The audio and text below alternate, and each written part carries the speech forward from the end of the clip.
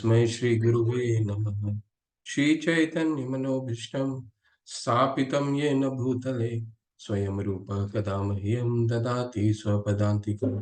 वन्देऽहं श्रीगुरु श्रीयुतपदकमलं श्रीगुरुं वैष्णवांश्च श्रीरूपं साग्रजातं सहगना रघुनाथान्वितं सजीवं साद्वैतं सावधूतं परिजनसहिता कृष्णचैतन्यदेवं श्रीराधा कृष्णपादान् सहगना ललिता श्रीविशाखान्वितांश्च नमो विष्णुपादाय कृष्णपृष्ठाय भूतले श्रीमते भक्तिवेदान्त स्वामीति नामिने नमस्ते सरस्वते देवे गौरवाणी प्रचारिणे निर्विशेषशून्यवादे पाश्चात्यदेशतारिणे वाञ्छाकल्पतरुभ्यश्च कृपा सिन्धुभ्येव च पतितानां पावनेभ्यो वैष्णवेभ्यो नमो नमः।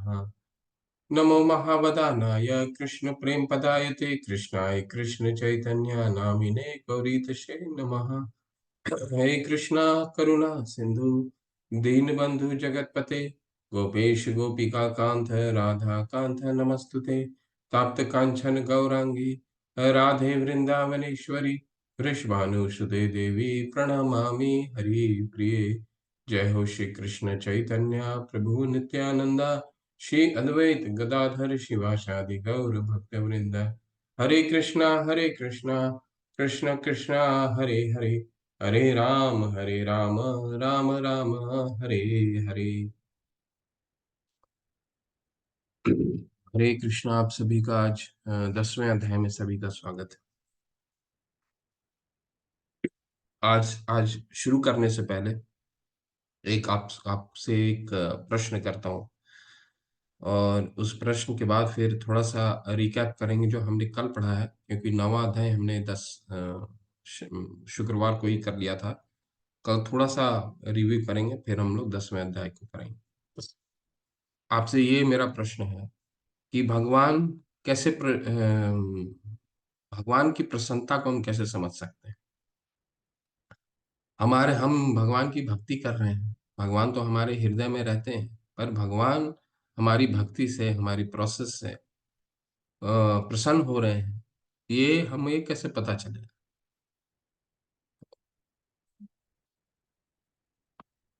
आपको बताना है, हैंड रेस कीजिए, नहीं तो अभी तक जो हमने पढ़ा है उसके आधार पे भी आप कुछ बोल सकते हैं, लेकिन जो पढ़ा है उसी के आधार पे बोलना है। अपने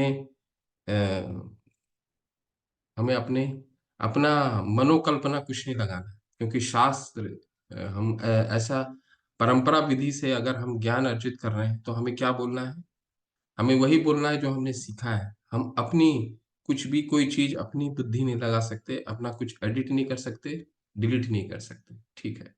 तो आप लोग सब इस चीज को बहुत गौर से सुनिए। प्रश्न है मेरा, हम प्रयास कर रहे हैं, भगवान तो कहते हैं दूसरे अध्याय में, नेहा विक्रम अनाशोस्ति प्रत्यय वायु न विदिते। जो थोड़ा सा प्रयास करता है वो प्रयास उसका विफल नहीं होता है। तो हम सही रास्ते में हैं, गलत रास्ते में हैं, ये हमें कैसे पता चलेगा। भगवान हमारी प्रार्थना को स्वीकार कर रहे हैं, नहीं कर रहे हैं, हम सही रास्ते पे हैं, क्योंकि हम सब लोग घर में बैठ के भगवान की भक्ति कर रहे हैं। तो कैसे हमें पता चलेगा कि भगवान उससे प्रसन्न हो रहे हैं। स्वगातिका माता जी, हरे कृष्णा। अनम्यूट कीजिए प्लीज। हरे कृष्ण प्रभु जी। जी अ, जैसे कि आपने कल बताया था कि अगर हमने कुछ माला 16 माला से हमने 8-10 माला करे, फिर हमने थोड़ा छोड़ दिया तो वो हमें स्मरण दिला देते हैं। और दूसरी बात, हमें आत्म अनुभूति हो जाती है कि प्रभु हमसे कर्म से प्रसन्न है या हमारे भक्ति से प्रसन्न है। कैसे अनुभूति होती है माता जी, किस तरह से अनुभूति प्राप्त होगा, वो अनुभूति हमें कैसे पता चलेगा। चैट में जैसे कि बहुत हमने कोई इंटरेस्ट। कार्य जी जी जी, प्लीज प्लीज माता जी कंटिन्यू कीजिए प्लीज। जैसे हमने एक कार्य करी तो हमें एक प्रसन्नता की अनुभूति होती है, तो इससे हमें अनुभव होता है कि प्रभु की कृपा है। जी जी जी। ठीक है माता जी, हरे कृष्णा। सुदीप्ता माता जी, हरे कृष्णा। हरे कृष्ण प्रभु जी। हरे कृष्ण माता। प्रभु जी, मैं अपना मतलब एक्सपीरियंस बताना चाहती हूँ कि जब मैंने स्टार्ट किया था तो एक माला करने में भी समझ में नहीं आता था, कहीं गलती हो जाती थी, ये हो जाता था, लाइक काउंटिंग में गलती हो जाती थी, समझ में नहीं आता था। लेकिन जैसे जैसे मुझे लगता है प्रभु की कृपा हो रही है, तो मैं आज विदाउट एनी डिफिकल्टी 10 माला करती हूँ।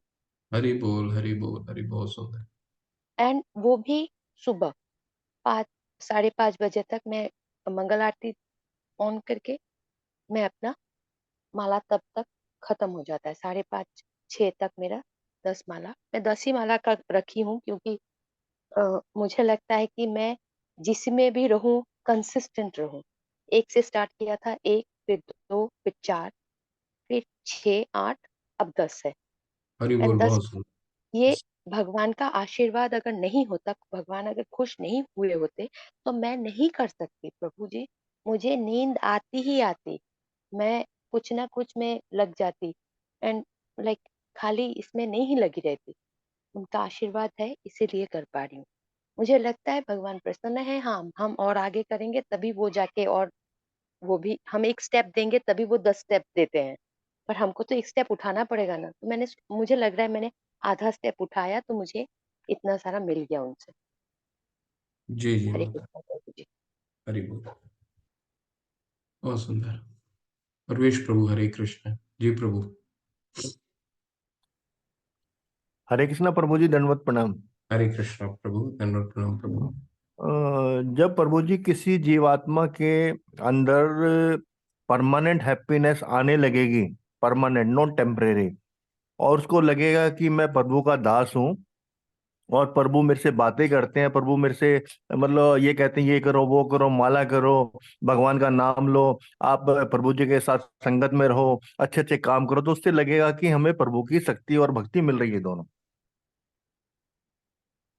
और जी और जब प्रभु। जब और प्रभु जी जिसका प्रभाव ये भी बताता है कि हम किसी भी जीव से कभी भी जीवन में घृणा जब करना बंद कर देंगे, उसके अंदर पाप देखना बंद कर देंगे, और हमारा गुस्सा शांत हो जाएगा पूरा। इसका मतलब यह है कि प्रभु की शक्ति हमारे पास आ रही है, प्रभु मतलब हमारी भक्ति से खुश हैं। जी जी प्रभु, हरि बोल, ठीक है, बिल्कुल ठीक है। इसमें मैं थोड़ा सा एडिट और करता हूँ। आपने जो बोला प्रभु, प्रवेश प्रभु, ये जो आपने पहला चीज बोला कि हम प्रसन्न हो रहे हैं, ये बहुत बात का प्रोसेस है। भगवान की भक्ति में जब पूर्ण रूप से एक रूपानुग हो जाता है भक्त, तो ये अवस्था आती है जब वो अपने आप में प्रसन्न रहता है। पर हम तो अभी शुरू कर रहे हैं। हम में तो वो क्रोध आज से 2 दिन पहले कर रहे थे।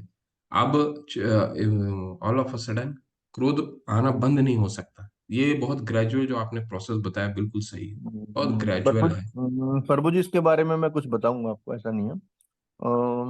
भक्ति तो मैं ऐसा नहीं है, पहले से ही करता हूँ स्टार्टिंग से, और उसका कि मेरे पिछले या जन्मों के कुछ कर्म हो।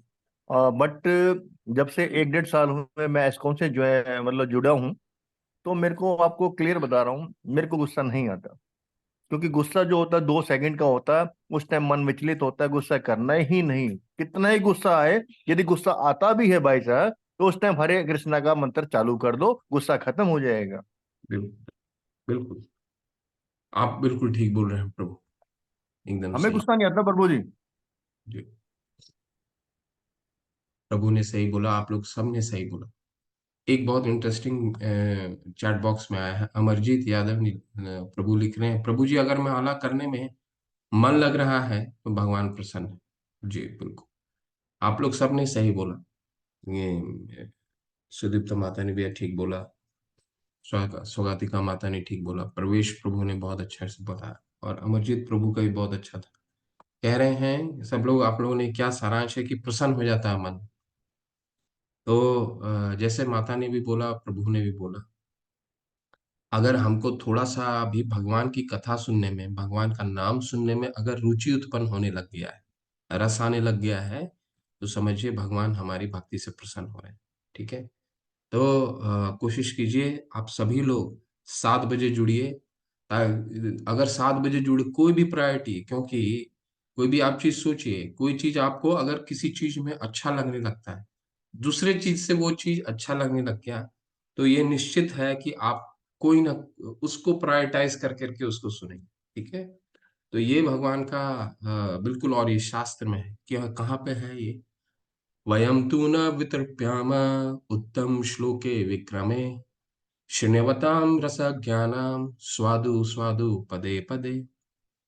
तो नैमिषारण्य के ऋषि बोलते हैं, जब भागवतम, श्रीमद् भागवतम आप लोग पढ़ेंगे तो पहले अध्याय में ही भगवान नैमिषारण्य के ऋषि बोलते हैं कि भगवान की कथा इतना रस प्रदान करता है, इतना रस प्रदान करता है, स्वादु स्वादु पदे पदे, यानी हर हर समय उसको स्वाद लेने का मन करता है, कभी बोरिंग ही नहीं हो पाता। कि आज की अध्याय, आप समाचार पत्र को उठाते हैं, व्हाट्सएप ग्रुप, ये कोई भी आप न्यूज़पेपर उठाते हैं, वो आधे घंटे 1 घंटे शाम तक वो बासी हो जाता है, पुराना हो जाता है, उसको आप फेंक देते हैं। कोई भी चीज उठा लीजिए, अपने भौतिक विज्ञान, भौतिक की कोई भी किताब उठा लीजिए, 3 साल के बाद नई एडिशन आ जाती है।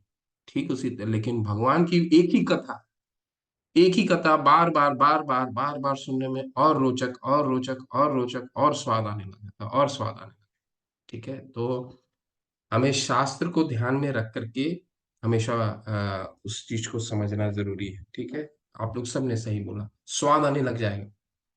ठीक है, चाहे वो नाम का स्वाद हो, या भगवत गीता सुनने का स्वाद हो, या भगवान की कीर्तन सुनने का स्वाद हो, स्वाद, और ऑल ऑफ अ सडन वो स्वाद डेवलप करने लगेगा, वो इंटरेस्ट आने लगेगा, हर चीज को छोड़ करके आप उसमें आने लगेंगे।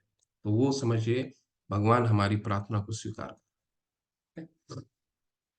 ठीक है, चलिए अब नवाइए 10वां अध्याय शुरू करते हैं। और कल हमने 9वां अध्याय बहुत ही एक महत्वपूर्ण जगह में रोका था। 9वां अध्याय एक बहुत एक ऐसे श्लोक में रुका था जो पूरे गीता का सार तत्व को प्रकट करता है। क्या रुका था, कहाँ रुके थे हम? 34वें श्लोक में। और कोशिश कीजिएगा आप सब लोग उस श्लोक को याद कर लीजिए। क्यों? क्योंकि वो श्लोक दोबारा भगवान 18वें अध्याय में बोलेंगे। ठीक है, 18.65, 1865 में दोबारा वो श्लोक बोलेंगे।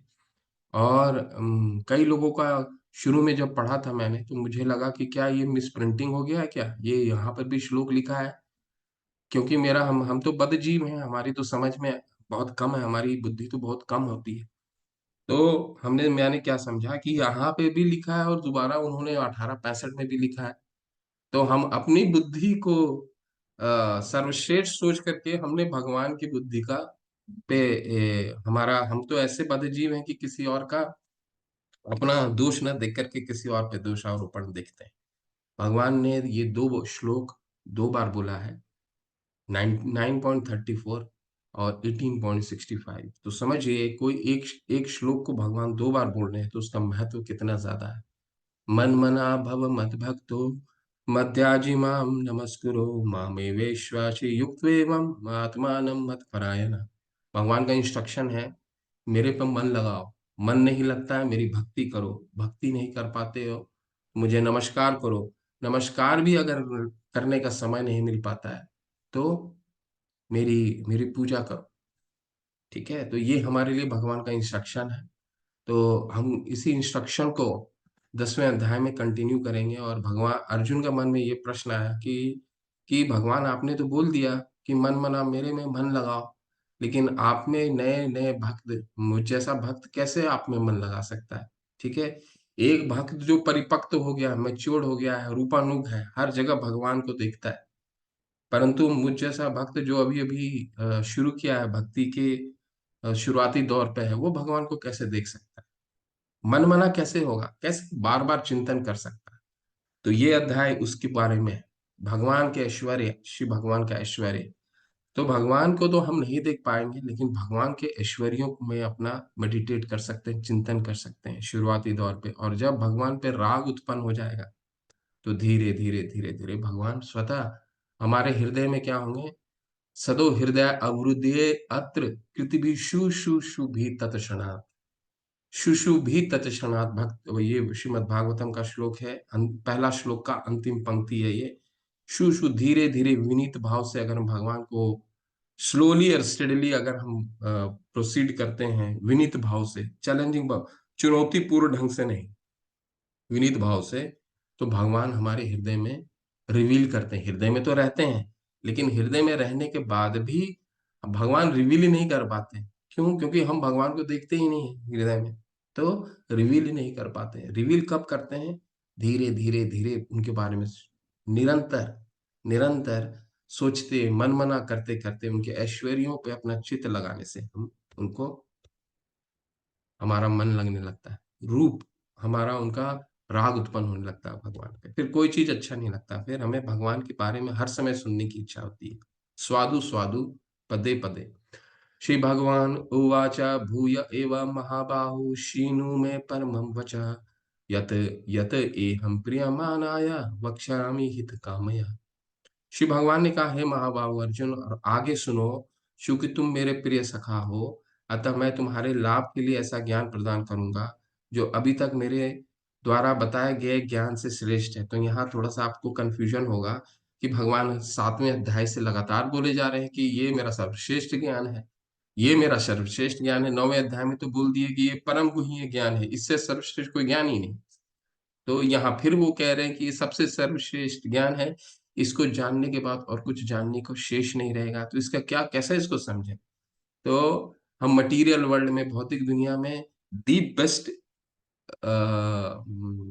हम कहते हैं कि टॉपर कौन हुआ, इसमें सबसे अच्छा कौन हुआ, तो भौतिक दुनिया में हमारा सबसे अच्छा कोई एक होता है, लेकिन आध्यात्मिक स्पिरिचुअल में सारे अच्छे होते हैं, सारे दी बेस्ट होते हैं, कोई निम्न होता ही नहीं। इसीलिए सारे अध्याय भगवान के ज्ञान में सबसे, सारे अध्याय श्रेष्ठ हैं, कोई अध्याय एक दूसरे से कम नहीं है। इसीलिए भगवान हर बार बोलते हैं, इसके बाद जानने के लिए और कोई कुछ शेष नहीं बचेगा।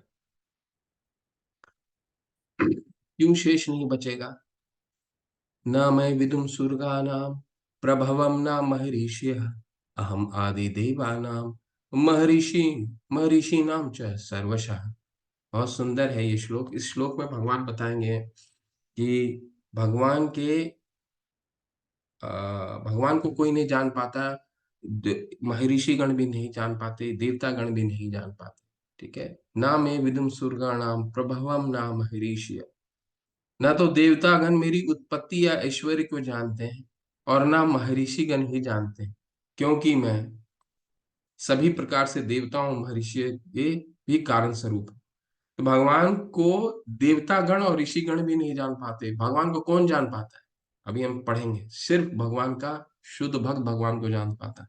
देवतागण भी और ऋषिगण भी भगवान स्वतः बोल रहे हैं। ऐसा क्यों बोल रहे हैं? क्योंकि भगवान से ही इनकी उत्पत्ति होती है। तो अब जैसे एक पिता है, पिता को उसका उनका पुत्र या पुत्री कैसे जानेगा? जब उनसे ही उत्पन्न हो रहा है। तो जब तक पिता, दो ही तीन ही कंडीशन में अपने पिता के बारे में जान सकता है। कैसे? पहला, कि वो पिता जो है वो अपने पुत्र या पुत्री को स्वतः ही अपने बारे में बताए। दूसरा, उनकी माताओं के बारे में बताए। और तीसरा, उनके जितने रिलेटिव हैं, उनके मित्रगण हैं, वो उनको बारे में बताए। तभी तो उनके एक पुत्र और पुत्री जान पाएगा, नहीं तो एक पिता का वैभव क्या है कैसे जान पाएगा? नहीं जान पाएगा ना। तो यही भगवान से ही उत्पत्ति उनकी होती है, इसीलिए वो नहीं जान पाते। तो जो मैंने आपको उदाहरण दिया, पहला, पिता स्वतः ही उनको बताएंगे। तो पिता कौन हुए यहाँ पे? भगवान स्वयं। तो जब तक भगवान देवताओं को स्वतः नहीं बताते हैं, तब तक देवताओं को भी पता नहीं चलता। ठीक है। दूसरा, उनकी माता, माता कौन हो गई? शास्त्र। ठीक है। और तीसरा, तीसरा कौन सा बताया? उनके रिलेटिव्स। तो रिलेटिव्स कौन से हो गए? पार्षद, जो गुरु होते हैं हमारे। तो ये तीन लोग हमें जब तक नहीं भगवान के महात्मा के बारे में नहीं बताते, तब तक हम नहीं जान पाएंगे।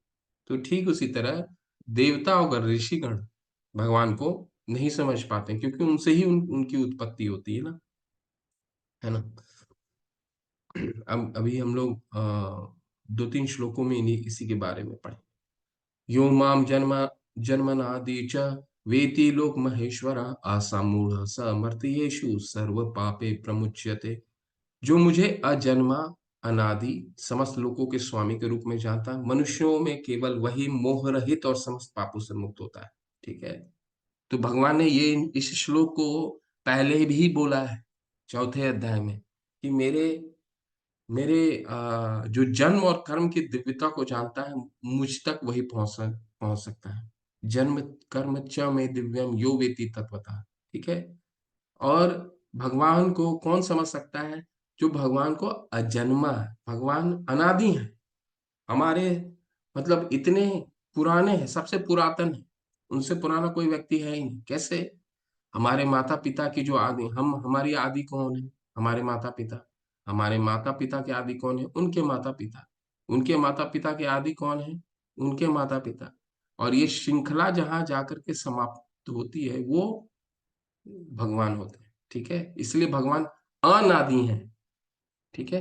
अजन्मा है, उनका जन्म नहीं होता, वो प्रकट होते हैं, अपनी लीलाएं करने के लिए प्रकट होते हैं। ठीक है ना।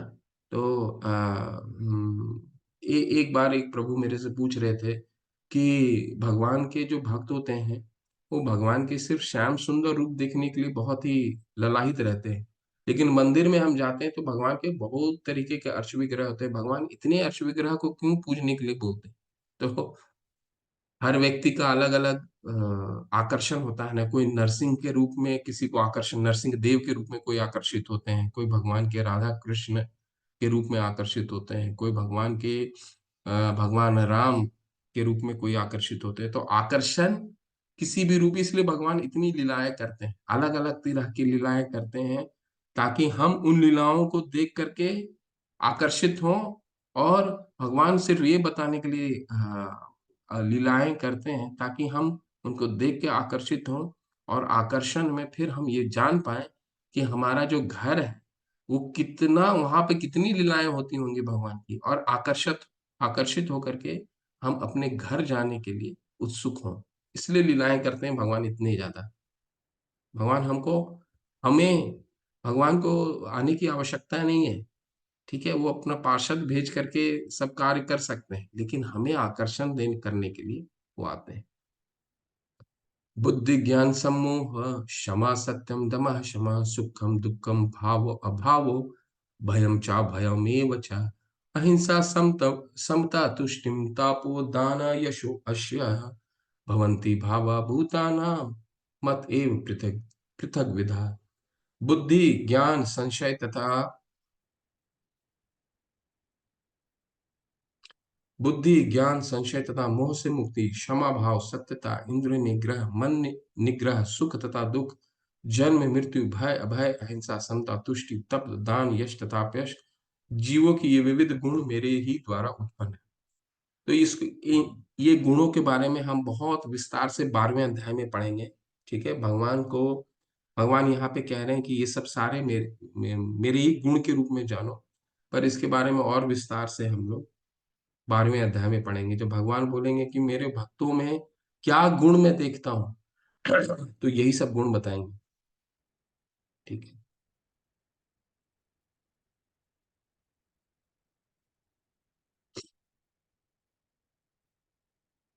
महर्षि सप्त पूर्वे चत्वारो मनस्तथा मध्वा मानसा जाता येषाम लोक इमा प्रजा।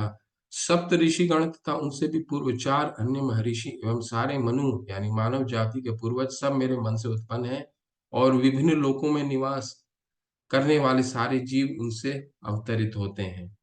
ठीक है। तो कहने का तात्पर्य भगवान ये कह रहे हैं कि हमारी उत्पत्ति कहाँ से हुई है। तो मॉडर्न साइंस क्या कहता है? हमारे जो पूर्वज हैं वो कौन है? मंकी हैं, बंदर हैं। देखिए, भगवान हमारे पूर्वजों के बारे में बता रहे हैं। हम अपनी खोज खुद निकालते हैं। यहाँ पे भगवान बता रहे हैं हमारे पूर्वज कौन है। सप्त ऋषिगण तथा उनसे भी पूर्व 4 महर्षि। ये 4 पर महर्षि कौन है? ब्रह्मा जी के पुत्र, सबसे पहले जीव कौन थे? ब्रह्मा जी। उनके उनके पुत्र हुए कौन? सनत, सनातन, सनत कुमार, सनातन। ठीक है। ये 4 ऋषि हुए। ठीक है। और इसके बाद सप्त ऋषिगण आए, 7 ऋषिगण आए। ठीक है। 7 ऋषिगण जिनके नाम पे हमारे वो ये होता है ना, हम्म, क्या बोल रहे हैं?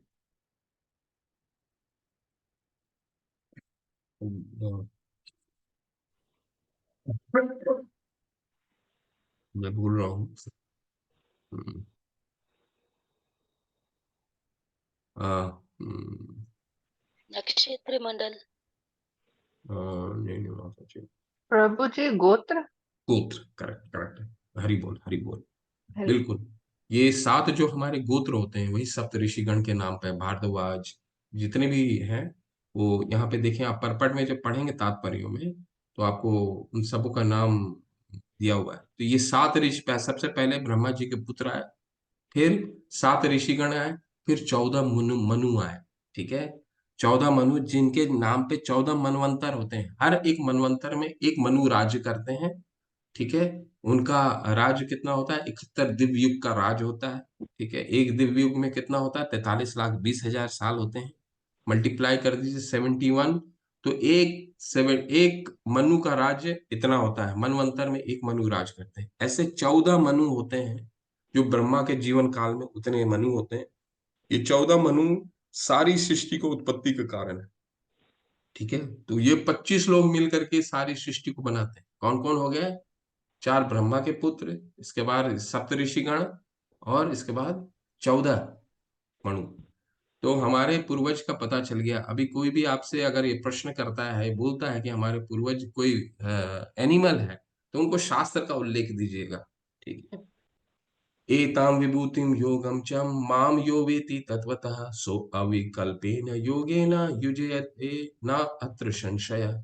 जो मेरे ऐसे ऐश्वर्य तथा योग से पूर्णतया आश्वस्त है, वो मेरे अनन्य भक्ति में तत्पर होता है, इसमें तनिक भी संदेह नहीं है। इस अध्याय में भगवान महान है। भगवान, हम तो जानते हैं भगवान महान है। भगवान महान क्यों है, ये इस अध्याय में भगवान बताएंगे। ठीक है, इस अध्याय में भी बताएंगे और 15वें अध्याय में बताएंगे। तो भगवान की महानता को हम कैसे जान सकते हैं, उनके ऐश्वर्यों के द्वारा।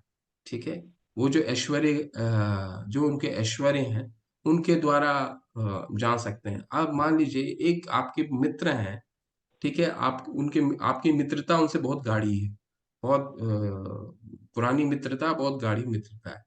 और जब आपको एक दिन आपको पता चलता है कि आपका जो मित्र है वो ऐश्वर्यवान है, वो बहुत बड़ा ऑफिसर हो गया है, बहुत अच्छे परीक्षा पास किया है, तो आपका प्रेम और बढ़ जाता है। क्यों? क्योंकि हम भगवान महान हैं, वो उनकी महानता को अगर हम जान जाते हैं तो हमारी भक्ति और सुदृढ़ हो जाती है। तो वही भगवान कह रहे हैं, वो पूर्णतः आश्वस्त है, वे मेरी अन्य भक्ति में तत्पर हो जाता है, और वो आगे वो भगवान से जुड़ने लगता है, क्योंकि उनको और उनकी महानता के बारे में पता चलता है। तो ये जो आगे के 4 श्लोक हैं, ये बहुत महत्वपूर्ण श्लोक हैं। ठीक है, 10 का 8, 9, 10 और 11, और ये चतुर्श्लोकी गीता बोला जाता है। अगर गीता के सार को अगर आपको पढ़ना है, तो गीता के ये जो 4 श्लोक हैं, ये गीता के सार तत्व को प्रकट करते हैं। ठीक है, तो आप लोग नोटबुक लेके रखिए। कुछ चीजें मैं बताऊंगा शायद जो यहाँ पे तात्पर्य में भी नहीं लिखा हुआ है, तो वो मैं बताऊंगा, आपके क्वेश्चन सॉल्व करने में भी आसानी होगी, और इन 4 श्लोकों को पढ़ना बहुत 4 श्लोक को पढ़ने में आसानी होगा। देखिए, कोई भी शास्त्र में 3 चीजें बहुत प्रमुख हैं, तभी वो शास्त्र आचार्य बताते हैं कि वो शास्त्र का तभी मतलब है जब तक वो 3 चीजें बहुत महत्वपूर्ण है शास्त्र में। पहला, संबंध। अगर वो ज्ञान, वो शास्त्र में संबंध ज्ञान वो शास्त्र देता हो। दूसरा, ये मैं बताऊंगा क्या होता है संबंध ज्ञान। दूसरा, अभिधेय ज्ञान, और तीसरा, प्रयोजन। संबंध का क्या मतलब है? संबंध का मतलब है 3 चीजों का रिलेशन क्या है, जीव, प्रकृति और भगवान, इनके क्या रिलेशन है, इसको संबंध ज्ञान बोला जाता है। ठीक है, अभिधेय अभे और प्रयोजन पहले बता देता हूँ क्या है। सबसे एंड होता है प्रयोजन, कि कोई भी हम भगवान हमारा अपना आध्यात्मिक जीवन में हमारा उद्देश्य क्या होता है, क्या उद्देश्य है, हम पाना क्या चाहते हैं, उसको कहते हैं प्रयोजन। और बीच में आता है अभिधेय। अभिधेय का क्या मतलब है? प्रोसेस।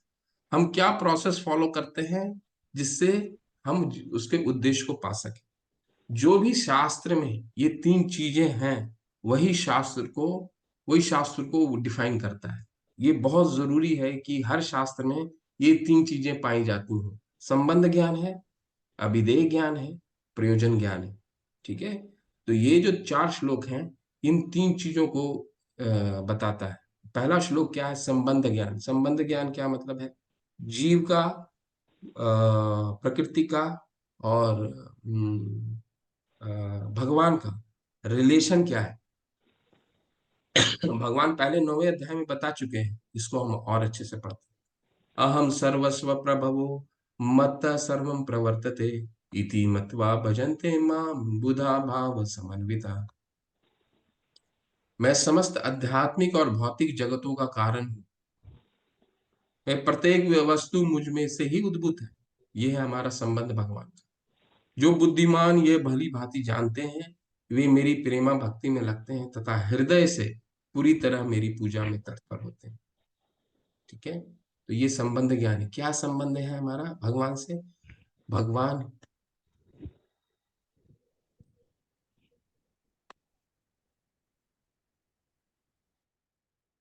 हमारा संबंध क्या है भगवान से? अहम सर्वस्व प्रभु। भगवान आध्यात्मिक जगत और भौतिक जगत के ही कारण है। यही संबंध है। हम उनसे जितने भी चीजें आप देख रहे हैं, ये प्रकृति और जीव दोनों भगवान से उत्पन्न हुए। ठीक है, ये है भगवान का संबंध ज्ञान। और जो भगवान को जान जाता है, वो हृदय से बुधा भाव समन्विता। जो विद्वान जान जाता है मन योग से, वो भगवान की भक्ति करने लगता है। तो ये प्रयोग, ये संबंध ज्ञान बताता है। ठीक है, तो हमारा क्या संबंध है जीव से, भगवान से? हमारी उत्पत्ति के कारण है। ये प्रकृति जो देख रहे हैं, वो भी भगवान से ही निकल के आई। हमारे को जो ये शरीर प्राप्त होता है, इसका ये कौन देता है? भगवान प्रकृति को बोलते हैं, तुम देखो इनको क्या देना है शरीर, वो दे दो। क्योंकि हम जैसे प्रकृति का विदोहन करते हैं, ये भगवान ये शरीर हमें डायरेक्ट नहीं देते हैं, प्रकृति के थ्रू दिलवाते हैं। तो प्रकृति ये शरीर हमें देती है। ठीक है, तो ये दोनों चीजें जो है भगवान से उत्पत्ति का कारण है। तो हो गया ना रिलेशन, हमें पता चल गया ना क्या रिलेशन है हमारा। ठीक है, दोनों भगवान से ही आते हैं। ठीक है, अब ये तो हम जान गए। अब जानने के बाद हम क्या प्रोसेस फॉलो करें? हमें क्या प्रोसेस फॉलो करना है ताकि हम अपने पिता के निकट आ सके, पिता से हमारा प्रेम बढ़ सके। ठीक है, तो इसके बारे में ये श्लोक है। ये अभिधेय है। अभिधेय का क्या मतलब है? प्रोसेस। मच्चित्ता मतगत प्राणाम बोधयंत परस्परम कथयंतश्च माम नित्यम तुष्यन्ति च रमन्ति च। मेरे शुद्ध भक्त के विचार मुझ में वास करते हैं, उनके जीवन मेरी सेवा में अर्पित रहते हैं। वे एक दूसरे को ज्ञान प्रदान करते हैं तथा मेरे विषय में बातें करते हुए परम संतोष तथा आनंद का अनुभव करते हैं। तो ये प्रोसेस फॉलो होता है। क्या प्रोसेस है? कि हर समय भगवान का विचार में मन मना, 9 का 9:34 मन मना करते हैं, विचार में वास करता है, हमेशा मेरे बारे में सोचते हैं, अपना जीवन समर्पित कर देते हैं। शिल प्रभुपाद ने सारा जीवन समर्पित कर दिया। ठीक है, जब 69 69 वर्ष के थे, जब आराम से वृंदावन में रह सकते थे, ठीक है, लोग रिटायर्ड हो जाते हैं, फिर उन्होंने क्या सोचा कि एक ऐसे देश में जाना है जहाँ पे ठंड, उसकी ठंडी उस बुढ़ापे के लिए कितनी खतरनाक होगी। सोचिए, 69 ईयर, कभी आज तक भारत से बाहर गए नहीं, और 69 साल के उम्र में वो भारत से बाहर गए। जैसे ही निकले, 10 दिन के बाद उनको दिल का दौरा पड़ गया, और भी एक नहीं, 2 दिल का दौरे पड़ गए। ठीक है, तो लेकिन वो सारा जीवन भगवान पे समर्पित कर दी, और वे एक दूसरे को ज्ञान प्रदान करते तथा मेरे विषय में बातें करते हुए परम संतोष तथा आनंद का अनुभव करते। तो भक्तों को आप जब भी दिखेगा, तो कितना भी उनको तकलीफ रहे, तो क्या करते हैं, एक दूसरे के भगवान के बारे में बातचीत करेंगे, और बातचीत करते करते करते करते उसी पे परम संतोष और आनंद का अनुभव करते। तो ये प्रोसेस ये फॉलो करते हैं, ये प्रोसेस फॉलो करते हैं, तब प्रयोजन होगा। प्रयोजन क्या है? भगवान से प्रेम। ठीक है, तो अगले 2 श्लोकों में प्रयोजन की बातें होंगी।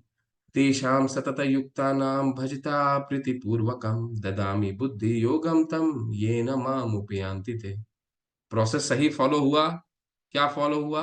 मत चित्ता मत गत प्रणाम। भगवान का हर समय विचार करना, उनके उनको भक्ति करना, ये प्रोसेस उन्होंने फॉलो किया। तो भगवान कैसे, अब प्रयोजन क्या है, क्या उद्देश्य है? उद्देश्य कैसे प्राप्त होता है? देखिए, जो प्रेम पूर्वक मेरी सेवा करने में निरंतर रहकर रहते हैं, मैं उन्हें ज्ञान प्रदान करता हूँ, जिसके द्वारा वे मुझ तक आ सकते हैं। ददामी बुद्धि योगम तम, भगवान हमें ज्ञान देते हैं। ठीक है, बस हमें भगवान सारा ज्ञान हमें देते हैं ताकि हम भगवान तक पहुंच सके। शुरू में हो सकता है कि हमें भगवान के नाम पे रुचि ना आए, लेकिन नाम लेते लेते, जैसे माता ने बताया, जैसे प्रभु ने भी बताया, चार्ट में भी आया कि जैसे नाम लेते लेते एक रुचि उत्पन्न होने लग गई। तो ये रुचि कहाँ से उत्पन्न होती है? हम नहीं रुचि उत्पन्न, हम कुछ नहीं कर सकते। ठीक है? हम अगर कह रहे हैं कि नहीं मेरी रुचि उत्पन्न हुई, नहीं, भगवान हमारे अंदर रह करके हमें बुद्धि देते हैं कि 2 का 4 करो, 4 का 6 करो, 6 का 8 करो, 8 का 10, क्योंकि हमारी रुचि उत्पन्न हो रही है ना। और जब रुचि उत्पन्न होती, कैसे ही रुचि उत्पन्न होती है? क्योंकि हम प्रोसेस फॉलो कर रहे हैं। क्या प्रोसेस फॉलो कर रहे हैं? हर समय भगवान के विषय में थोड़ा थोड़ा सोचने का प्रयास कर रहे हैं। मत चित्ता मत गत प्राण। जब वो करते हैं तो भगवान ही हमें बुद्धि देते हैं। ददामी बुद्धि योगम। देखिए, हम सब कहीं ना कहीं भगवान को जानने का प्रयास कर रहे हैं, किसी न किसी तरीके से जानने का प्रयास कर रहे हैं। जैसे प्रभु ने भी बताया कि मैं बहुत पहले से भक्ति कर रहा हूँ, लेकिन 1.5 साल में जो उनकी उन्नति हुई है, तो वो फील करते हैं। हम लोग सभी लोग कहीं न कहीं भगवान को जानने का प्रयास करते हैं। तो भगवान क्या करते हैं? हमें बुद्धि देते हैं कि यहाँ ये लिंक आ गया है, वहाँ वो लिंक आ गया, वहाँ वो लिंक आ गया, वहाँ वो लिंक आ गया, वो लिंक में जॉइन करो। ये बुद्धि कहीं न कहीं से भगवान हमें देते हैं और वो जॉइन करने का हमारा कहीं न कहीं से आपको मिल जाएगा। ठीक है? ये अंदर से भगवान देते हैं, तब हमारा प्रयोजन सिद्ध होता है। तेषाम् अनुकंपार्थम अहम अज्ञानम जन्म तमः नाश आत्म भावस्तु ज्ञान दीपेन भास्वता। ये भी प्रयोजन है, बहुत सुंदर है। मैं उन पर विशेष कृपा करने के हेतु उनके हृदय में वास करते हुए ज्ञान के प्रकाशमान दीपक के द्वारा अज्ञान जन्य अंधकार को दूर करता हूँ। भगवान क्या करते हैं? नाश्यामी आत्म भावस्तु, यानी उनकी आत्मा के अंदर जो भी अंधकार है, अज्ञान है, उसको दीपक जलाता हूँ और दीपक जला करके प्रकाशित करता हूँ हृदय। ठीक है? तो अगर भगवान के एक बार क्या होता है, चैतन्य महाप्रभु दक्षिण भारत में जाते हैं प्रचार के लिए। तो दक्षिण भारत के प्रचार, बहुत सुंदर कथा है, बहुत बहुत लंबी कथा है, लेकिन एक बहुत छोटा सा 1-2 लाइन में आपको बताता हूँ, बहुत सुंदर है। तो दक्षिण भारत जब जाते हैं प्रचार के लिए, तो प्रचार में एक भक्त से मिलते हैं। वो भक्त क्या, भगवत गीता को उल्टी पकड़े रहता है और आंख से आंसू गिरते रहते हैं उसके। तो बड़े विचलित हो जाते हैं प्रभु, महाप्रभु की, अरे, तो पूछते हैं, अरे तुम रो क्यों रहे हो? तो वो भक्त बताते हैं कि मेरे गुरु ने मुझे गीता पढ़ने के लिए बोला है। तो लेकिन महाप्रभु बोलते हैं, लेकिन तुमने तो किताब को उल्टी पकड़ रखी है। तो उन्होंने बोला कि मुझे पढ़ना नहीं आता प्रभु। तो फिर महाप्रभु वो बहुत आश्चर्यचकित हो गए, बोलते हैं, फिर आपकी आंख से आंसू क्यों आ रहे हैं? बोले, मुझे पढ़ना तो नहीं आ रहा, लेकिन मैं इसमें देख पा रहा हूँ कि जो भगवान है, जो अनंत कोटि ब्रह्मांड के नायक है, वो एक सारथी बने हुए हैं और सारथी बन करके घोड़ा चला रहे हैं। तो महाप्रभु बोलते हैं कि तुम, हो सकता है पढ़ने में, हो सकता है तुम्हें पढ़ाई ना आता हो, पढ़ना ना आता हो, लेकिन तुमने सार तत्व को जान लिया। क्या जान लिया? कि अनंत कोटि ब्रह्मांड के नायक कौन है? भगवान ही। तो अगर किसी को शास्त्र पढ़ना भी नहीं आता, परंतु भगवान में श्रद्धा है, तो भगवान हमारे हृदय में दीपक जलाते हैं और अज्ञान का जो अज्ञान है उसको हटाते हैं। तो ये 4 श्लोक बहुत महत्वपूर्ण है, जो 3 चीजों को बताता है। क्या बताता है? हमारा भगवान के साथ और इस क्या प्रकृति का संबंध क्या है, क्या संबंध है, हम दोनों उनसे आते हैं, ठीक है। तो अहम सर्वस्व प्रभवो मत्तः सर्वम प्रवर्तते, ठीक है। और जब हम उनसे आते हैं तो प्रयोजन क्या होना चाहिए, क्या उद्देश्य होना चाहिए, उनको जानने का, उनको समझने का, उनसे प्रेम विकसित करने का, यही प्रयोजन होगा, उद्देश्य यही होगा। तो उसके लिए क्या फॉलो करना है, यहाँ बताते हैं, मत चित्ता मत गत प्राणाम बोधयंत परस्परम कथयंत माम नित्यम तुष्यंती च रमंती च, यानी हर समय भगवान के बारे में सोचना, भगवान के बारे में बातें करना और बातें करके प्रसन्न रहना, ये होता है प्रोसेस। कीर्तन करना, भगवान की कथाओं को सुनना, भगवान का हरिनाम का जप करना, ये प्रोसेस है। इस प्रोसेस को अगर फॉलो होता है तो क्या होता है, भगवान हमारा अ, अ, दो चीजें करते हैं। क्या क्या दो चीजें करते हैं, ददामी बुद्धि योगम, हमें बुद्धि देते हैं कि कैसे उनको और जाने, शास्त्र और कैसे पढ़ें। इस तरह का हम लोग को इस्कॉन मैंगलोर मंदिर की तरफ से एक फ्री ऑनलाइन कोर्स मिल जाता है कि हमारा आराम से बैठ के अपने घर में उसको जान सकते हैं, ठीक है। और दूसरा और क्या करते हैं, जो भी धीरे धीरे अज्ञान है वो अज्ञान भी भगवान दीपक जला करके उसको हटा देते हैं, ठीक है। क्या अज्ञान है, बहुत सारे अज्ञान है ना, अज्ञान हम कितना इकट्ठा करते हैं, अपने समाज से अज्ञान इकट्ठा करते हैं, बहुत सारे भौतिक ज्ञान से अज्ञान इकट्ठा करते हैं कि ये होना चाहिए, ये होना चाहिए। और वो धीरे धीरे धीरे जब हम शास्त्र पढ़ते रहते हैं, ये सारे अज्ञान धीरे धीरे भगवान दीपक जला करके सब अज्ञान को हटा देते हैं, साफ कर देते हैं, ठीक है। अब ये जो श्लोक है, इसके बाद अर्जुन जो है वो भगवान के पूर्ण रूप से शरणागत हो जाते हैं और भगवान को वो उनके तत्व को जान करके उनको उनको समझ जाते हैं कि ये कोई नहीं है, भगवान ही। देखिए अर्जुन क्या बोल रहे हैं। अर्जुन उवाच परम परम परम धामम पवित्रम परमम भवान पुरुषम शाश्वतम दिव्यम आदि देवम अजम विभुम आहुस्वाम ऋषय सर्वे देव ऋषि नारद तथा आसीतो देवलो व्यासः स्वयं च वे ब्रवीषि में। बहुत सुंदर श्लोक। अर्जुन ने कहा, आप परम भगवान, परम धाम, परम पवित्र, परम सत्य है, ठीक है। तो ये ऐसे ही हमें गीता पढ़ना है। अर्जुन के अर्जुन को हाथ पकड़ के पढ़ना है। अर्जुन, आप नित्य आप नित्य दिव्य आदि पुरुष अजन्मा तथा महंतम है। नारद असित देवल तथा व्यास जैसे ऋषि आपकी इस सत्य की पुष्टि करते हैं और अब आप स्वयं भी मुझसे प्रकट कर रहे हैं।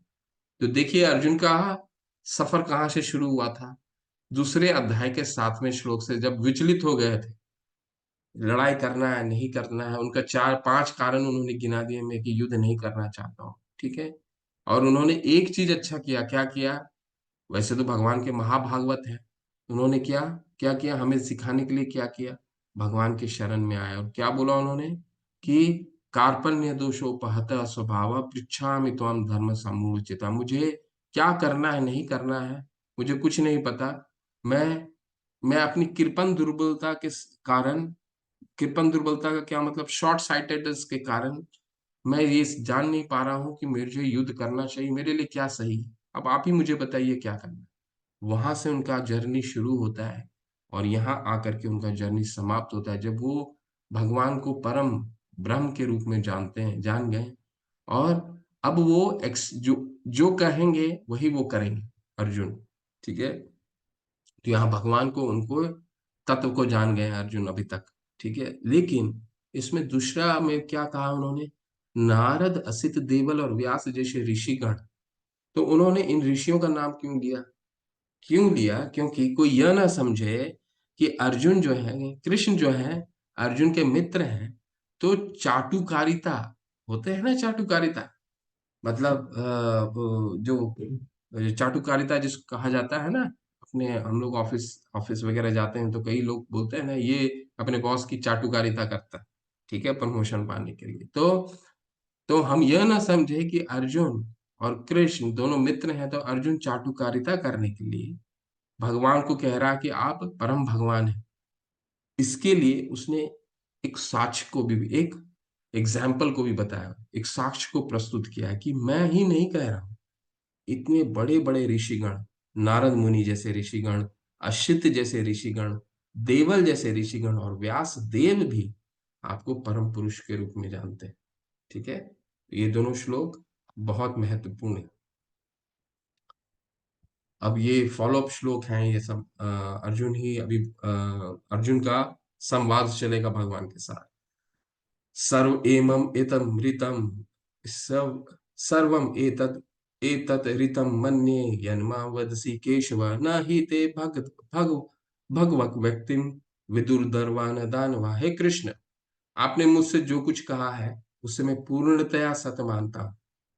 ठीक है, इसीलिए भगवान ने अर्जुन को गीता कहा। क्यों कहा? उसका सामने है आपके, क्योंकि पूर्ण रूप से भगवान का भक्त था और सखा था, और अब भगवान को मालूम था कि जो मैं कहूंगा ये आगे चल के सारी बात मारी मेरे मानेगा, वो सब मालूम था। इसलिए गीता उनको बताए। भगवान अपना ज्ञान तभी रिवील करते हैं हमारे हृदय में। हमें भगवान का ज्ञान तभी समझ में आएगा जब हमें ये मालूम है कि हम अंत में जाकर के इस ज्ञान को समझ लेंगे, तो भगवान ये ज्ञान हमें रिवील करेंगे। हे प्रभु, न तो देवतागण न असुरगण ही आपके स्वरूप को समझ सकते हैं, वो तो हम पढ़ चुके हैं। दूसरा ही श्लोक था ना, न मैं विदुम स्वर्गाणाम महर्षि चन सर्वशा, हमने पढ़ा ना। तो अर्जुन यहाँ वही कह रहे हैं, स्वमेवात्मानं वततं तम पुरुषोत्तमः भूत भावन भूतेश देव देव जगतपते। हे परम पुरुष, हे सबके उदम, हे समस्त प्राणियों के स्वामी, हे देवों के देव, हे ब्रह्मांड के प्रभु, निसंदेह एकमात्र आप ही अपने को अपनी अंतरंगा शक्ति से जानने वाले। भगवान को जानना बहुत मुश्किल, भगवान को सिर्फ उनके स्वयं वो जान सकते हैं, अपनी अंतरंगा शक्ति। अंतरंगा शक्ति यानी उनकी दिव्य, उनकी आध्यात्मिक शक्ति, या फिर भगवान के शुद्ध भक्त उनको जान पाते हैं। वक्तुम अर्हसि अशेषेण दिव्या ही आत्मा विभूतया या भी विभूति भी लोकान इमाम त्वम व्याप्या व्याप्य तिष्ठसि। कृपया करके विस्तार पूर्वक मुझे अपने उन देवी ऐश्वर्यों के बारे में बताइए जिनके द्वारा आप इन समस्त लोकों में व्याप्त हैं। अब इस अध्याय में ऐश्वर्य आने वाला है। ठीक है, मन मना भव मत भक्तो 934 में भगवान ने बताया।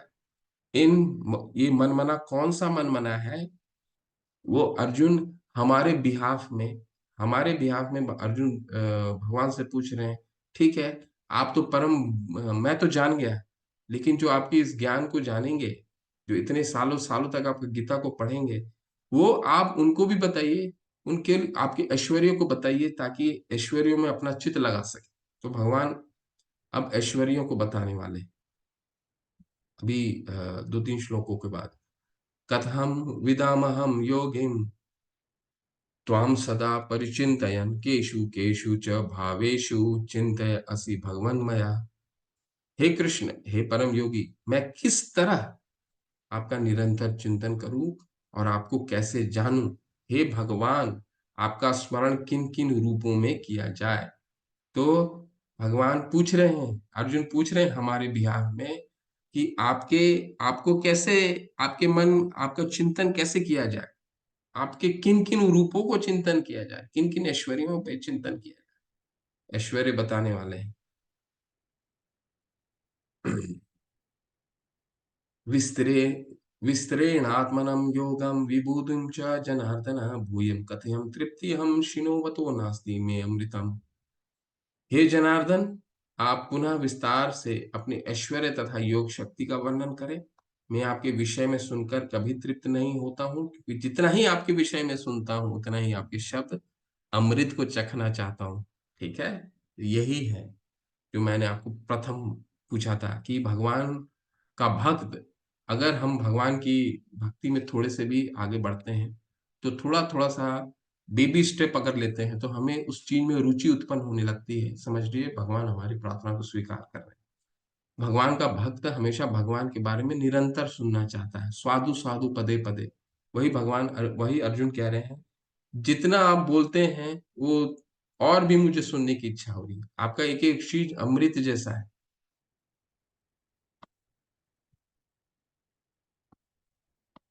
श्री भगवान उवाच हन्ते हन्ते ते कथयिष्यामि दिव्या हि आत्मविभूतय प्रधानयतः कुरुश्रेष्ठ नास्ति अंत विस्तरस्य में। श्री भगवान श्री भगवान ने कहा, हाँ, अब मैं तुमसे अपने मुख्य मुख्य वैभव युक्त रूपों का वर्णन करूंगा, क्योंकि हे अर्जुन, मेरे ऐश्वर्य असीम हैं। तो यहाँ पे करीबन 84 ऐश्वर्यों के बारे में बताएंगे। भगवान का ऐश्वर्य तो बहुत मुश्किल है। भगवान का ऐश्वर्य तो यहाँ पे कह रहे हैं, मेरे ऐश्वर्य असीम हैं। कुछ ऐश्वर्यों के बारे में मैं तुमको अभी बताने, भगवान कुछ ऐश्वर्य के बारे में बताएंगे। अहात्मा गुणाकेश सर्वभूता सर्व सर्वभूत आश्रय स्थितः अहम आदिश्च मध्यश्च भूतानाम अंत एव च। हे अर्जुन, मैं समस्त जीवों के हृदय में स्थित परमात्मा हूँ। मैं ही समस्त जीवों का आदि, मध्य तथा अंत हूँ। तो ये भगवान बहुत बार वो बहुत जगह बताए हैं कि भगवान हमारे हृदय में रहते हैं। ठीक है, कैसे आदि अंत कैसे हैं? भगवान 3 रूपों में आदि और अंत होते हैं। देखिए, ये है कारणोदक्षाय विष्णु। कारणोदक्षाय महाविष्णु से जो सबसे पहले महाविष्णु आते हैं, जिनकी बुलबुले से ब्रह्मांड उत्पन्न होता है, अपने आप को एक्सपैंड करते हैं कारणोदक्षाय रूप में, हर ब्रह्मांड में जाते हैं। कल मैंने आपको वो दिखाया था चित्र, उन कारणोदक्षाय विष्णु से नाभि कमल से कमल का नाल निकलता है। कमल का नाल से ब्रह्मा जी की उत्पत्ति होती है। ब्रह्मा जी का काम है सृष्टि करना। सृष्टि में एक एक चीज भर ब्रह्मा जी उसका उत्पत्ति करते हैं। थर्ड टाइम, तीसरी बार गर्भ कारणोदक्षाय विष्णु अपने आप को एक्सपैंड करते हैं शिरोदक्षाय विष्णु के रूप में, और हर एक छोटे से छोटे कण में चले जाते हैं। इसलिए भगवान बोलते हैं, हृदय से अर्जुन तिष्ठति, तुम्हारे हृदय में रहता हूं। ये हृदय में कौन रहते हैं? सबसे थर्ड एक्सपेंशन शिरोदक्षाय विष्णु। ठीक है, तो इस तरह भगवान जो है हमारे आदि पालन और आदि और पालन के कारण है। ठीक है, इसको इस तरह से समझिए। ठीक है, और अभी से लेकर के 42वें श्लोक तक ये इसको हम लोग फास्ट पढ़ेंगे। आज जितना तक पढ़ पाए, ठीक है, 2-3 श्लोक पढ़ेंगे, और कल मैं इसको बहुत समरी में इसको आपको बताऊंगा, क्योंकि ये ऐश्वर्य है। ऐश्वर्य क्या मतलब क्या होता है कि मान लीजिए हम अपनी सरकार की ऐश्वर्य को जानना चाहें तो क्या कैसे जानेंगे कि जो हमारा सरकार है, हमारे देश की सरकार, वो विश्व का सबसे बड़ा रेल का नेटवर्क चलाती है। ये ऐश्वर्य हो गया सरकार। लेकिन रेल से सरकार सरकार को नहीं जाना जाता, उसके ऐश्वर्य हैं। ठीक है, तो यही ये जो भगवान बताने वाले हैं, ये कुछ ऐश्वर्य हैं उनके। उन ऐश्वर्यों को हम शुरू में उनको उस पर चिंतन अपना कर सकते हैं। ठीक, इसको हम लोग फास्ट पढ़ेंगे। आदित्यानाम अहम विष्णु ज्योतिषाम रवि अंशुमान मरीचि मारुताम अस्मि नक्षत्राणाम अहम शशि। मैं आदित्यों में विष्णु हूँ। 12 आदित्य थे। 12 आदित्य में वामन देव, वो कौन थे? विष्णु थे। प्रकाश में तेजस्वी सूर्य हूँ। मरुतों में मरीचि हूँ, तथा नक्षत्रों में चंद्रमा हूँ। चंद्रमा का ये मतलब नहीं है कि चंद्रमा भगवान है। भगवान अपने ऐश्वर्यों के बारे में बता रहे हैं। ठीक है, भगवान ऐश्वर्य है कि कोई सबसे द बेस्ट चीज जो है, उस वो जो द बेस्ट है, वो बेस्ट मेरा ऐश्वर्य के रूप में तुम देख सकते हो उसको। तो ठीक है, नक्षत्रों में चंद्रमा है। अगर सोचिए हमारी रात में चंद्रमा नहीं निकले तो कितना अंधकार होगा। ठीक है, तो चंद्रमा अब नक्षत्रों का सबसे राजा है।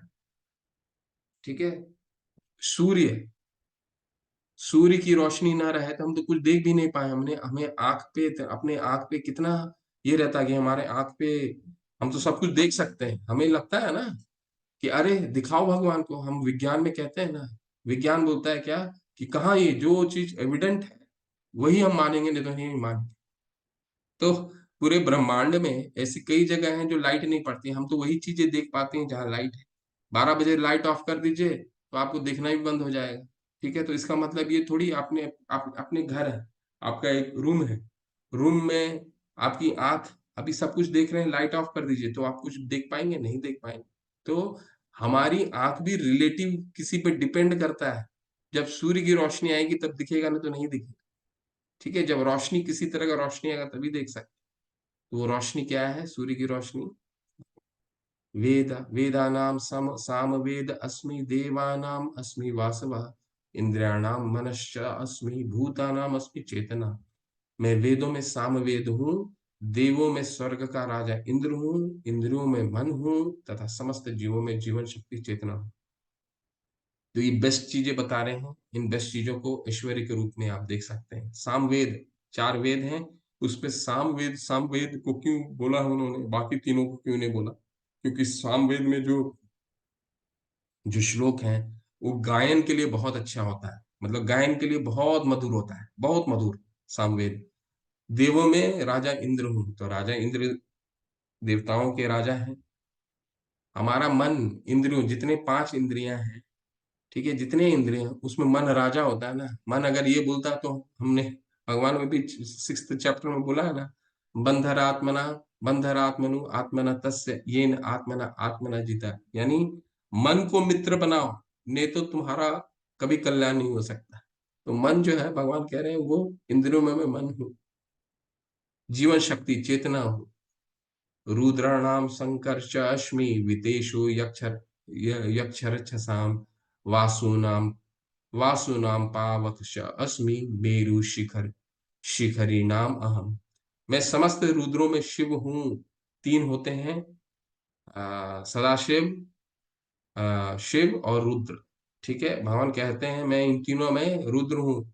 यक्षों तथा राक्षसों में मैं संपत्ति का देवता कुबेर हूँ। तो कुबेर क्या है? सबसे अच्छे हैं, क्योंकि वो सबकी संपत्ति का।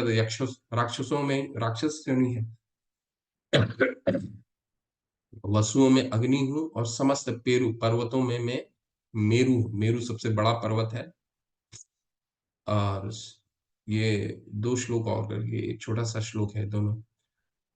पुरोधासम च मुख्यम माम विधिम पार्थ बृहस्पतिम सेनानी नाम अहम स्कंदम सरसाम अस्मि सागर। हे अर्जुन, मुझे समस्त पुरोहितों में मुख्य पुरोहित बृहस्पति जानो। मैं ही समस्त सेना नायकों में कार्तिकेय हूँ और समस्त जलाशयों में समुद्र हूँ। बृहस्पति क्या है? सभी के देवताओं के गुरु हैं। भगवान कह रहे हैं मैं बृहस्पति, सभी गुरुओं, सभी पंडितों में पंडित के रूप में मुझे ऐश्वर्य बृहस्पति के रूप में जान सकते हैं। सेना नायक में कार्तिकेय हूँ। और जलाशय, यानी जितने भी नदी है, नदी जितने छोटे छोटे पानी के जितने हैं, उसमें तुम, सागर सबसे बड़ा होता है, इसलिए सबसे विभूति में सबसे बड़ा है, सबसे सर्वश्रेष्ठ है। महर्षि नाम च भृगु भृगु अहम गिराम अस्मि एकम अक्षरम यज्ञानाम जप यज्ञ अस्मि सत्हावराम हिमालय। ये अंतिम श्लोक करते हैं आज। मैं महर्षियों में भृगु हूँ। भृगु ने 10,000 वर्ष सबसे ज्यादा तपस्या किया था, 10,000 वर्ष। वाणी में दिव्य ओंकार हूँ। एक जगह और हमने पढ़ा था, कहाँ? 7वें अध्याय में भगवान कहते हैं मैं वाणी में ओंकार हूँ।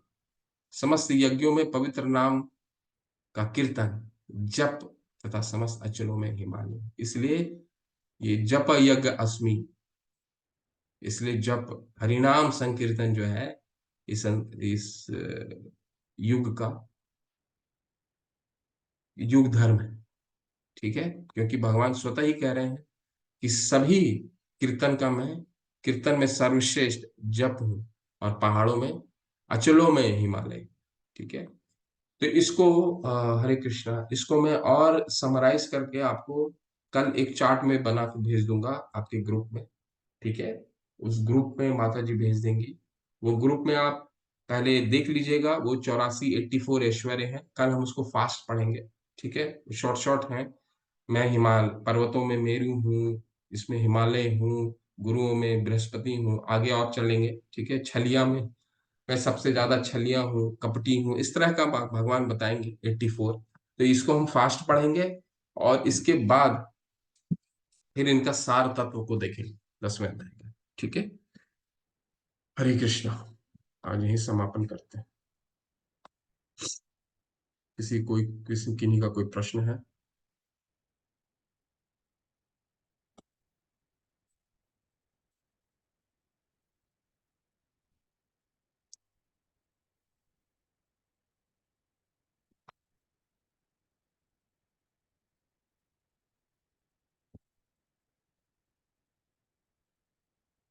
कोई प्रश्न नहीं है?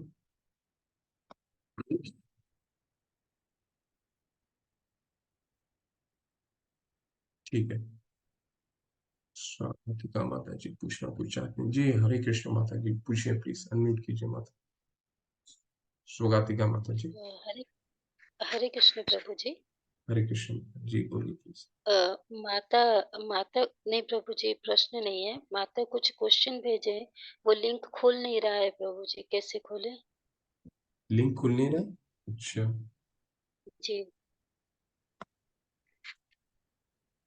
वो पासवर्ड मांग रहा है, मुझे याद नहीं है पासवर्ड। उसको माता जी रजिस्टर कीजिए, और रजिस्टर में अगर पासवर्ड याद नहीं है तो फॉरगॉट पासवर्ड कीजिए। फॉरगॉट पासवर्ड से आप दोबारा कर सकते जी किए प्रभु जी, किंतु हुआ नहीं है, फिर से खुला नहीं। बार बार किए किंतु ट्राई की पर हुआ नहीं है। हैं। एक मिनट रुकिए, देखते हैं।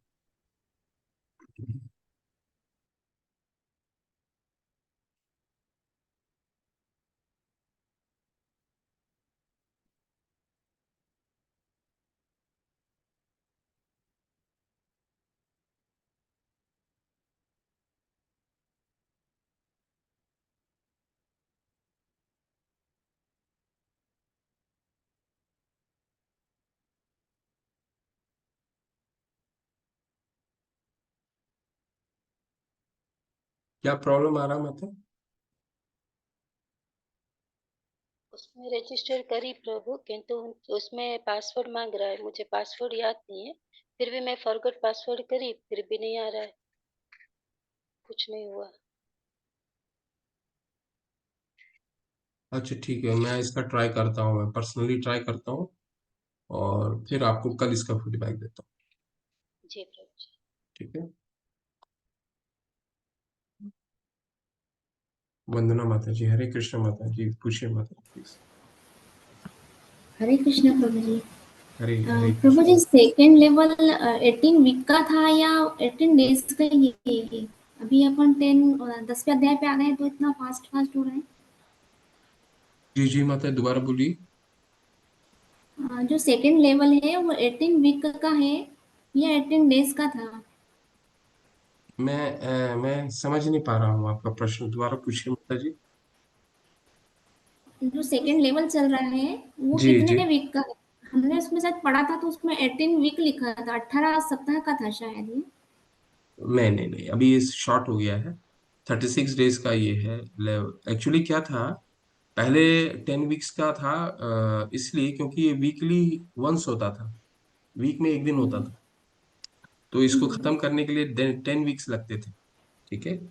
तो अभी तो आपके वीक में 5 दिन हो रहा है, इसीलिए इसको शॉर्ट होगा, क्योंकि अभी जो भक्ति शास्त्री जो कोर्स होता है, भक्ति जो शास्त्री कोर्स है, अगर टेम्पल में आप रिसाइड करके करेंगे, टेम्पल में रह हम्म, करके अगर करेंगे, तो वो 6 महीने का कोर्स होता है। परंतु हम लोग ऑनलाइन उसे 1.5 साल 2 साल खींच लेते हैं। तो वो, और ये जितनी भी भक्ति वृक्षा भक्ति शास्त्री का कोर्स है, ये मायापुर द्वारा संचालित हो, तो उनका कुछ टेन्योर उन्होंने अभी कम किया है, बोलो उन्होंने ये टेन्योर अलाउ नहीं कर रहे हैं, ये 10 वीक्स का। तो अभी हमें इसको शॉर्ट करना होगा, इसीलिए अभी नंबर ऑफ डेज इंक्रीज हो गए हैं। इसलिए 5 डेज अ वीक है, 5 दिन वीक है, पहले वंस इन अ वीक था, एक क्लास होता था पूरे वीक में। ठीक है। इसीलिए 36 डेज का क्लास है ये, 36 डेज या मैक्सिमम 45 दिन में होगा ये क्लास। इसके बाद फिर आप आगे अग्रसर आगे बढ़िए, लेवल 3 जाइए। जी प्रभु जी, वो तो करेंगे, लेवल 3 तो करेंगे। पर सेकंड में भी ऐसा लग रहा है कि थोड़ा सा और डिटेल में मालूम रहता तो अच्छा रहता। थोड़ा शॉर्ट शॉर्ट हो रहा है। शॉर्ट हो रहा है। हाँ। ठीक है, और समय दे देंगे, कोई बात। जी ठीक। प्रभु, जो धन्यवाद। जो एक किसी श्लोक में आपको ज्यादा टाइम चाहिए, उसमें बताइएगा मुझे, मैं आपको समरी और एक्सप्लेन करके बता दूंगा। ठीक है। जी प्रभु जी, हरे कृष्ण। उमा शंकर प्रभु हरे कृष्ण जी, बोलिए प्रभु। हरे कृष्ण प्रभु जी। जी हरे कृष्ण जी। बोल रहे हैं प्रभु जी, जैसे अभी अपना कोर्स वाला जो लिंक आया था करने के लिए, अपना जो पहला हम लोग 18 दिन वाला बैच किए थे उसमें वही वाला आईडी पे हो जाएगा वो? कौन से कोर्स में कह रहे हैं प्रभु? अभी जो एक क्वेश्चन वाला क्विज वाला नहीं आता है, जी जी जी जी 2 दिन पहले आया था, जी जी। तो पहले वाला जो अपना हम लोग बनाए हैं उसी पे हो जाए, उसी में हो जाएगा ना जो हम लोग आप यूजर आईडी की बात कर रहे हैं क्या? जी जी जी जी। हाँ नहीं नहीं, नया यूजर आईडी इसमें नया इनरोल करना पड़ेगा। मेल आईडी अच्छा वही जी, दे नया दीजिए बनाना आप। पड़ेगा। मेल आईडी वही दे दीजिए, कोई बात नहीं। अच्छा जी। ठीक है, आप वो जी, ये इसमें जैसे नया प्रभु जी दो तीन मैं मतलब वो कोर्स क्या है, ध्यान में निकल गया था तो कुछ करने के लिए, तो अभी 2-3 दिन बाद भी करेंगे तो चलेगा ना? बिल्कुल बिल्कुल बिल्कुल चलिए। जी बिल्कुल प्रभु जी। और इसके बाद जो जैसे अपना सेकंड लेवल चल रहा है उसके बाद जो आप बता, उसमें जो ऑप्शन मैसेज में आया था कि शास्त्री वाला 3 साल का रहता है, तो वो 3 साल का ही रहेगा क्या? अभी उसको शॉर्ट करने का कोशिश कर रहे हैं, तो उसको तीन जी साल एक्चुअली बहुत इलोंगेटेड टाइम हो जाता है। हाँ जी, हाँ जी। 3 साल में बहुत लोग बने नहीं रह पाते एक्चुअली। क्या होता है प्रभु, कोई भी कोर्स अगर लंबा कर दिया जाए तो उसमें क्या हो, उत्साह एनर्जी कम हो जाती है। वो हमारा बराबर। अनुभव है। वो टेम्पल का अनुभव हमारा नहीं, टेम्पल का अपना अनुभव है।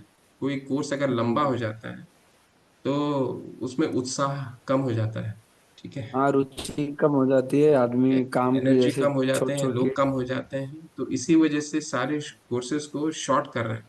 ठीक है, तो हम्म। कोई चीज अगर समझ नहीं आ रही है दोबारा आप पूछिए, क्योंकि अगर शॉर्ट जी रखेंगे कोई चीज को, कम ड्यूरेशन कम टाइम में रहेगा। क्योंकि आप जी भगवत गीता दोबारा तिबारा पढ़ते रहेंगे, परंतु जी कहीं भी आपको लगता है कि इसमें थोड़ा ज्यादा समय लगना है, ज्यादा समय चाहिए, तो जी। वो फिर हम उस पर स्पेंड कर सकते हैं थोड़ा टाइम। ठीक है, क्योंकि जैसा निर्देश है उसी निर्देश के अनुसार ही हम चलेंगे। ठीक है, जो तो जी इतने कल समय का पीरियड है उस कल पीरियड में ही हमें समाप्त करना है जी। कल कल का कुछ जैसे रिकॉर्डिंग वगैरह है तो मिल जाएगा क्या? जैसे हम जी जी जी, कहीं गए थे भागवत सुनने, तो हम ज्वाइनिंग नहीं कर पाए, हम भागवत ही सुनने गए थे। मिलेगा मिलेगा प्रभु।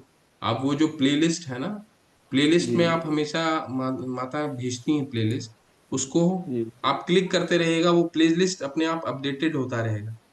ठीक है, जी तो दोबारा मैं माता को बोलता हूँ, आपको प्लेलिस्ट भेज देंगी। जी वो जी अप प्रभु टू। जी, आज का भी और कल का भी रहेगा ना प्रभु? बड़ी अपार कृपा होगी आपकी। ठीक है, बिल्कुल बिल्कुल होगा प्रभु, बिल्कुल। हरे कृष्ण प्रभु जी। हरे कृष्ण। सुदीप्ता माता जी हरे कृष्ण माता जी, प्लीज बोलिए हरे माँ। कृष्ण प्रभु जी। प्रभु जी, मैंने same link same user ID में ज्वाइन किया है, कोई अच्छा, दिक्कत नहीं सेम हुई में हो रहा है, कोई प्रॉब्लम नहीं है। ठीक ना। है ठीक। ठीक है माता जी, उमा शंकर प्रभु देखिए, माता गाइड कर रही हैं, आप सेम लिंक में भी आप कर सकते हैं। सेम यूजर आईडी वगैरह करके आप कर रहे हैं, जो लेवल 1 में आपने किया था ना, तो उसमें कर सकते हैं। माता अभी गाइड कर रही हैं। ठीक है माता जी, थैंक यू।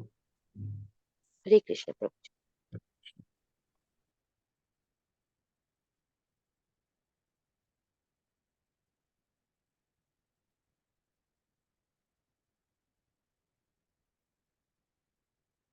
ठीक है, फिर चलते हैं। वाञ्छा कल्पतरुभ्यश्च कृपा सिन्धुभैव च पतितानां पावनेभ्यो वैष्णवेभ्यो भयो नमो नमः। अनंत कोटि वैष्णव वृंद की जय, श्रील प्रभुपाद की जय, नमाचार्य हरिदास ठाकुर। हरे कृष्ण आप सभी।